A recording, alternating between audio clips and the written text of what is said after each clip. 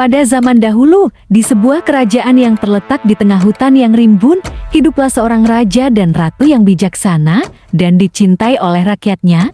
Sang ratu sangat cantik dan baik hati, namun dia merasa ada sesuatu yang kurang dalam hidupnya.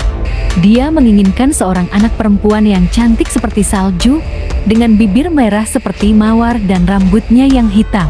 Suatu hari di musim dingin, saat sang ratu sedang menjahit di dekat jendela istana, dia tanpa sengaja menusuk jarinya dengan jarum dan 3 tetes darah jatuh ke salju yang putih.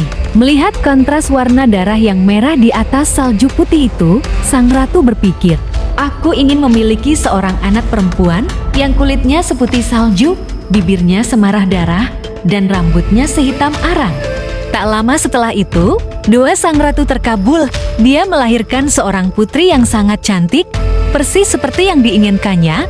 Putri itu diberi nama Leona, si putri salju. Namun, kebahagiaan keluarga kerajaan tidak bertahan lama.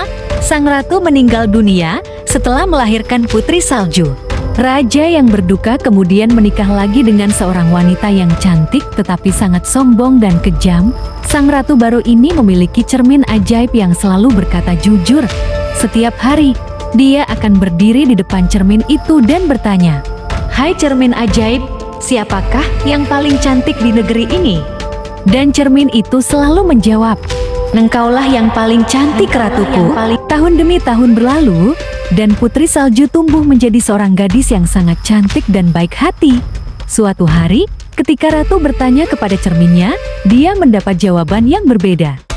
"Engkau memang cantik, wahai ratuku, tetapi putri salju lebih cantik darimu." Sang ratu pun menjadi cemburu dan marah. Ratu memerintahkan seorang pemburu untuk membawa putri salju ke hutan dan membunuhnya. Sang pemburu yang baik hati tidak tega membunuh putri salju. Sebaliknya, dia menyuruhnya lari jauh ke dalam hutan dan tidak pernah kembali ke istana. Pemburu itu kemudian membawakan hati seekor rusa kepada ratu sebagai bukti bahwa dia telah melaksanakan tugasnya. Putri salju yang ketakutan berlari tanpa henti hingga dia tiba di sebuah rumah kecil yang berada di tengah hutan. Rumah itu adalah milik 7 kurcaci yang bekerja sebagai penambang di pegunungan. Saat kurcaci-kurcaci itu pulang dari pekerjaan mereka, mereka sangat terkejut menemukan seorang gadis cantik tidur di rumah mereka. Setelah putri salju menceritakan kisahnya, kurcaci-kurcaci itu merasa kasihan dan menawarkan perlindungan kepadanya. Mereka berkata, "Tinggallah bersama kami, dan kau akan aman dari ratu yang jahat." Putri salju setuju dan mulai hidup bersama kurcaci-kurcaci itu, membantu mereka dengan pekerjaan rumah dan menjahit pakaian mereka.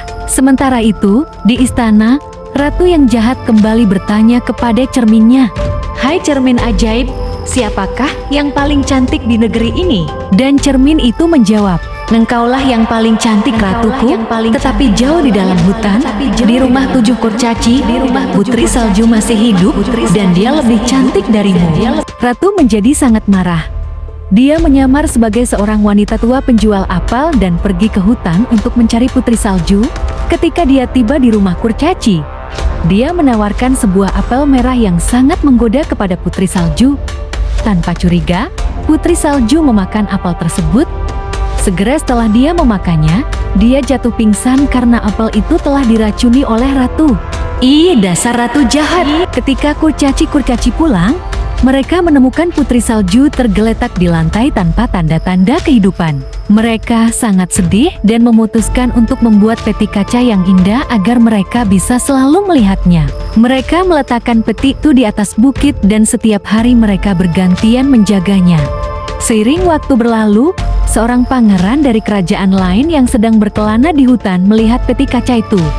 Dia terpesona oleh kecantikan putri salju dan merasakan cinta pada pandangan pertama.